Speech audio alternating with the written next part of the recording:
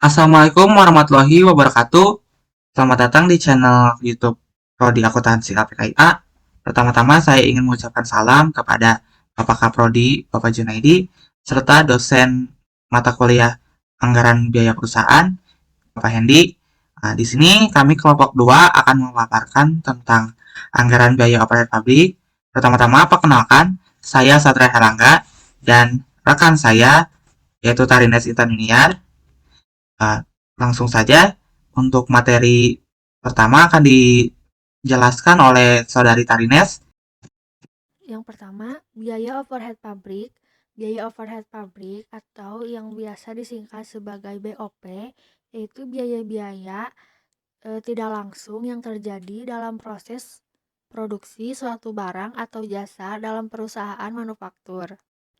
Telah kita ketahui bahwa kebanyakan perusahaan mempunyai biaya overhead yang merupakan biaya tidak langsung yang harus dikeluarkan supaya kegiatan produksi itu berjalan.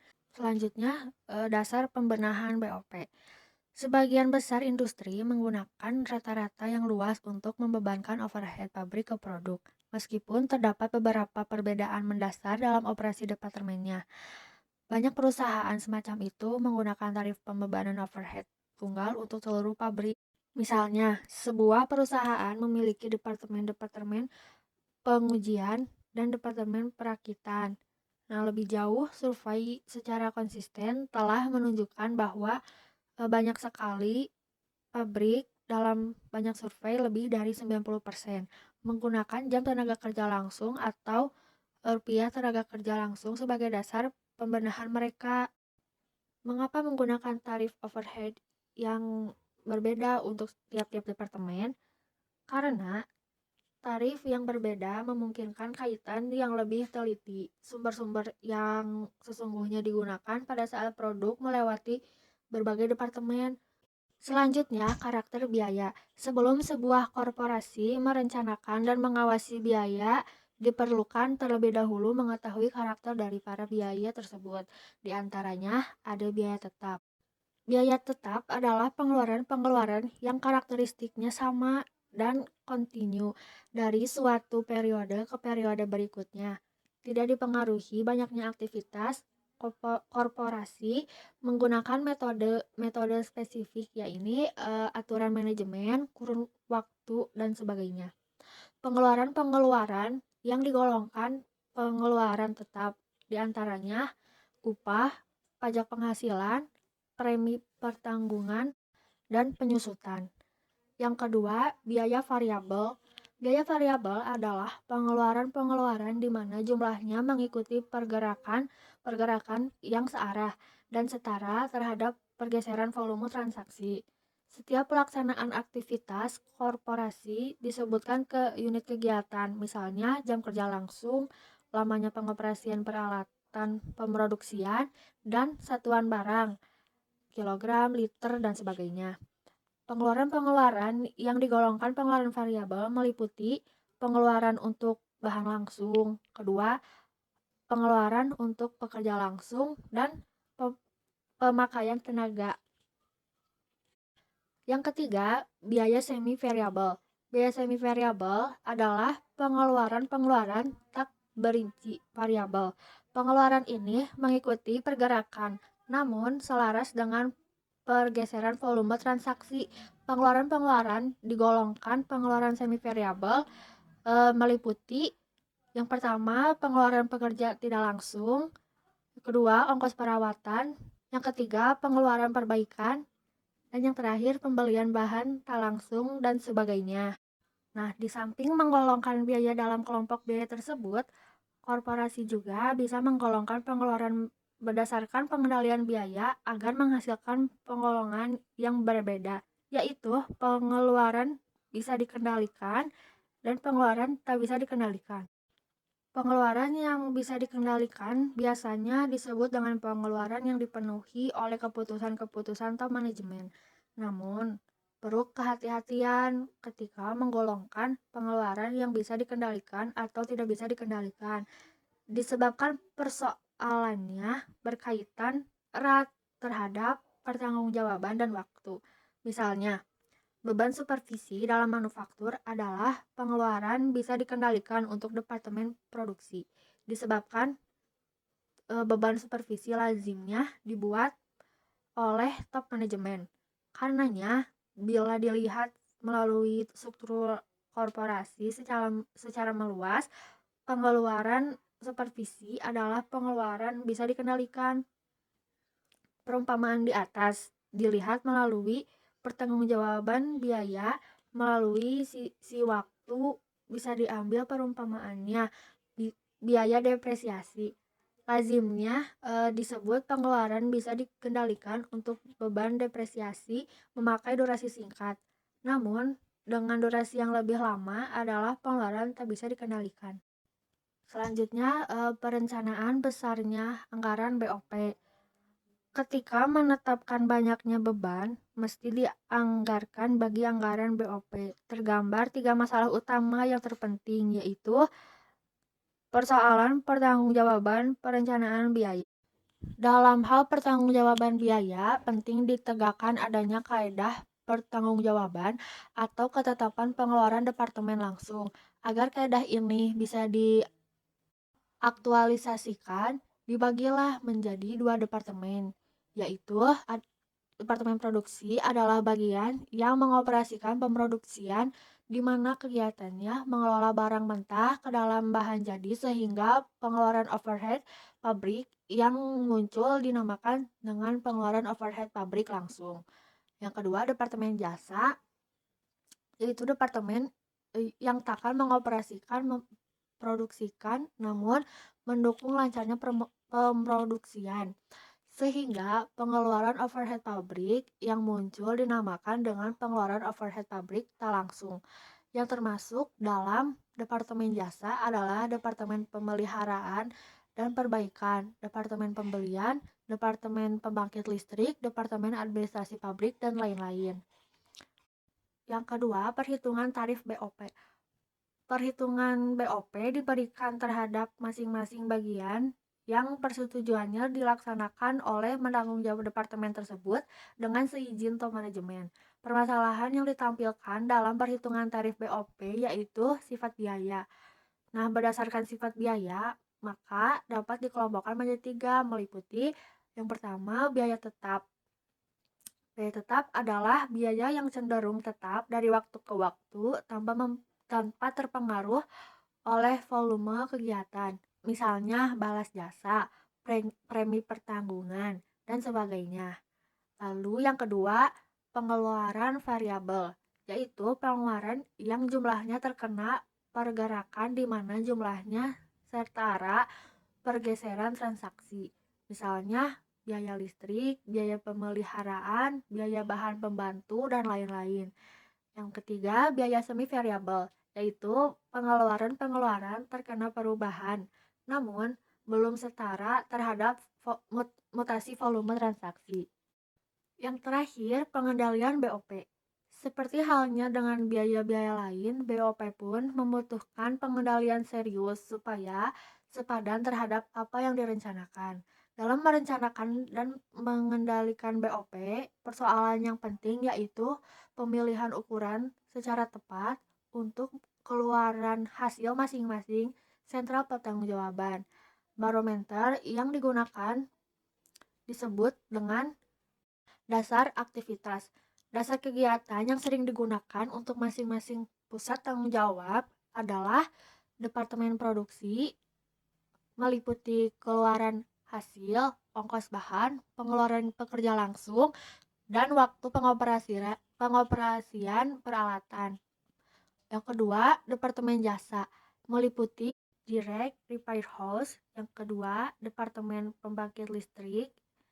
Yang ketiga, Direct Labor House.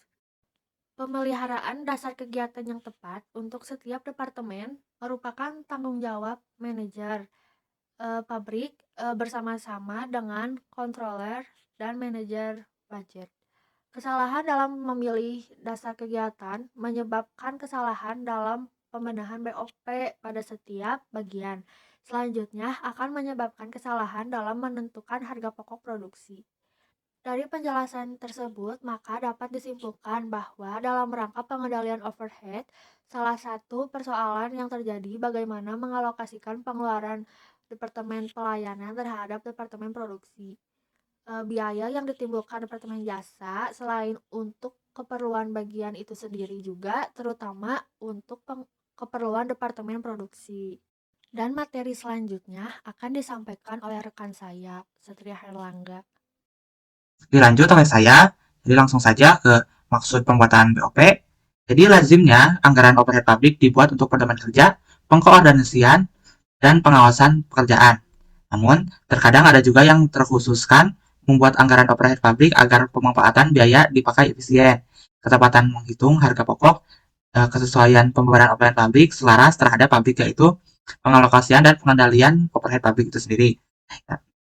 Untuk penyusunan biaya anggaran itu meliputi keterangan rinci terhadap jumlah output yang dikeluarkan, jadi jumlah output dari produksi yang dikeluarkan, lalu ada jumlah bahan yang diolah pada saat produksi, yang ketiga tempat pengalokasian biayanya, yang keempat ada pembebanan tarif overhead pabrik untuk satuan aktivitas, dan yang terakhir yaitu kapan pemproduksian itu dilakukan. Nah, selanjutnya ada unsur-unsur yang terkandung dalam anggaran BOP. Nah, unsur pertama ada anggaran barang yang diproduksi. Unsur kedua ada kebijakan mutu yang sering ditentukan korporasi. Yang ketiga, teknis penggajian dibayarkan oleh korporasi juga. Dan yang keempat, penyusunan khususnya terhadap aktiva berwujud. Jadi penyusunannya tuh untuk aktiva berwujud seperti mesin ada perlakuan khusus gitu. Di sini ada contoh soal PT1 memproduksi dua produk, yakni produk X dan produk Y. Keduanya diolah melalui dua departemen produksi dan dua departemen jasa. Tarif BOP ditentukan berdasarkan rencana kegiatan tahunan. Di sini di sini ada contoh soal pertama, yaitu PT1 memproduksi dua produk, yakni X dan Y. Keduanya diolah melalui dua departemen produksi dan dua departemen jasa. Tarif BOP ditentukan berdasarkan rencana kegiatan tahunan. Jadi di sini ada ini soalnya, yaitu ada departemen 1, departemen 2, departemen jasa 1, dan departemen jasa 2. Nah, ini jumlah biaya yang diperlukan untuk produksi di tiap departemennya. Dan ini ada jumlah DMH atau jumlah jam mesinnya. Jadi untuk pembuatan untuk produksi setahunnya itu diperlukan 63.000 jam dengan jumlah biaya seperti ini. Ya. Lalu di sini ada pembebanan departemen jasa.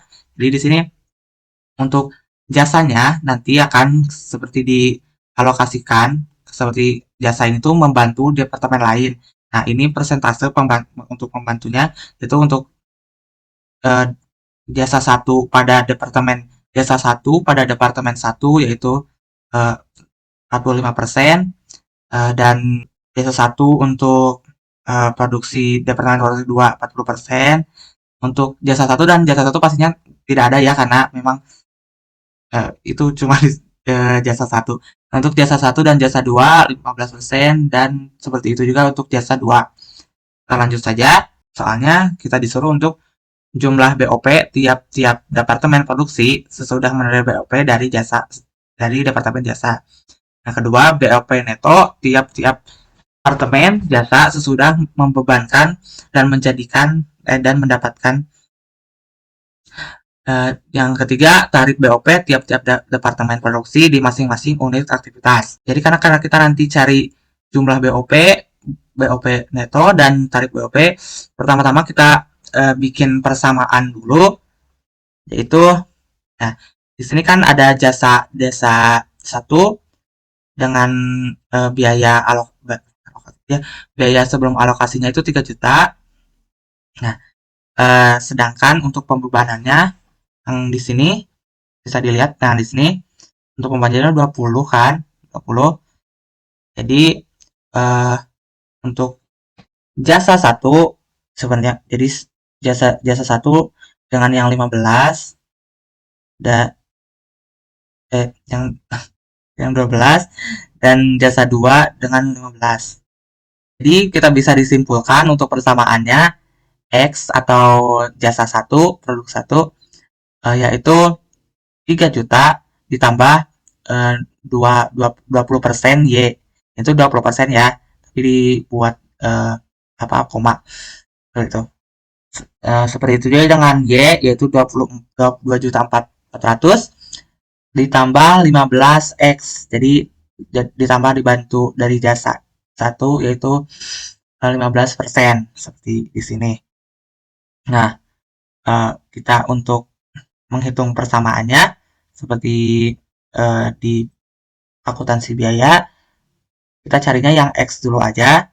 Jadi di sini X itu 3 juta ditambah 0,2 atau 20% dalam kurung Y. Nah, ini kan Y. Jadi kita masukin ke kurung. Nah, setelah itu di sini yang 0,2 ini dikali silang sama ini berdua ya. Jadi 0,2 ini dikali dengan 2.400 yaitu hasilnya 480.000.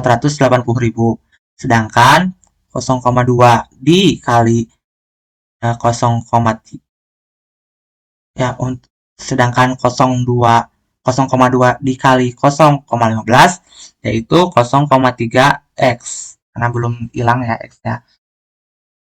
Selanjutnya untuk karena ini udah jadi X kan, jadi ada 2X. X-nya itu dipindahkan ke sini. Jadi seperti disilang.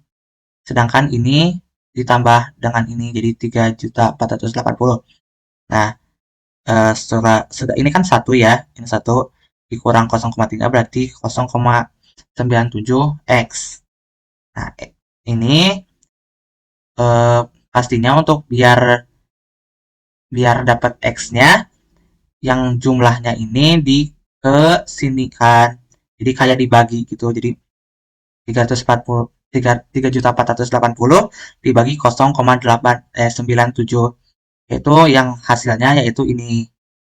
Nah, ini tuh hasil X berarti kayak jasa X itu tarifnya tuh segini untuk membantu Y. Nah, sedangkan kalau persamaan Y kita tinggal masukin aja kan ini, kita masukin aja ke sini. Nah, jadinya 2.400 ditambah 0,15 dalam kurung 3.580. Nah, sudah. Lalu ini dikalikan hasilnya seperti ini dan kita tambah yang jadinya ini Y jumlah Y seperti ini. Nah, kita lanjut aja ya. Nah, di sini ada BOP Departemen Produk sesudah menerima BOP Departemen Jasa.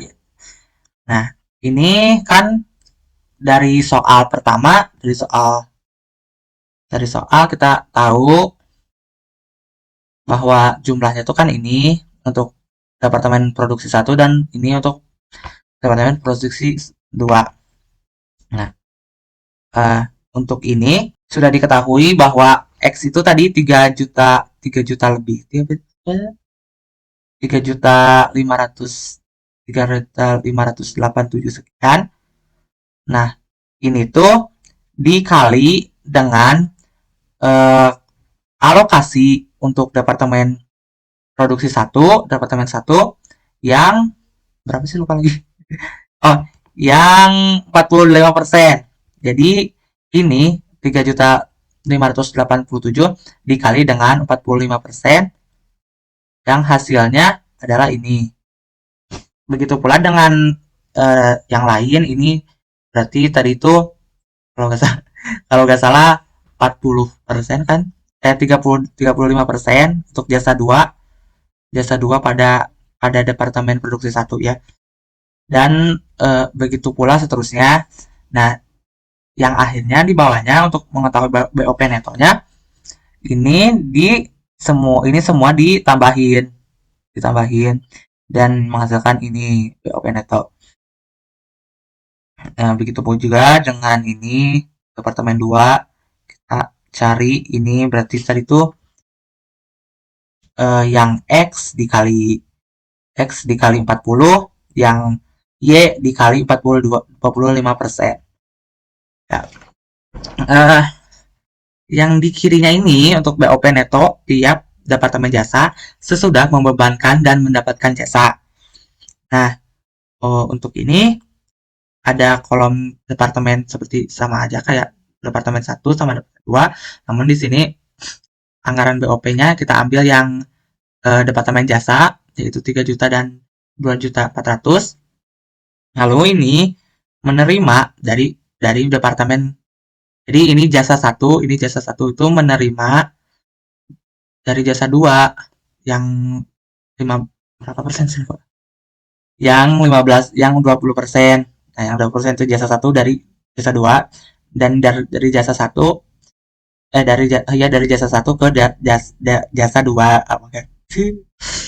Ya, jadi tinggal dikaliin aja ini berarti ini tuh 15% ya. 15%. Sedangkan ini 10% ya. Ya. Jadi ini juga sama. Jadi kayak ini tambah ini. Tapi kan ini karena dalam kurung artinya kan minus.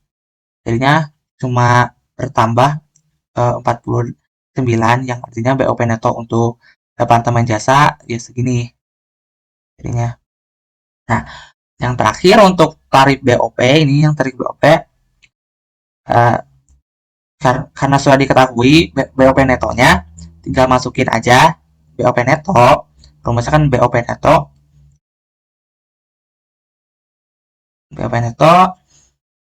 dibagi dengan DMH direct machine hour yang ini. Nah, jadi tinggal dibagi aja. Jadi intinya untuk tarifnya per jam untuk produksi departemen produksi 1 itu yaitu Rp232,43.000. Seperti itu. Jadi kalau untuk yang soal pertama kita sesuai dengan soalnya kita nyari sampai tarifnya, yaitu ini tarif. Selanjutnya kita akan ke pembuatan pengalokasian anggaran BOP.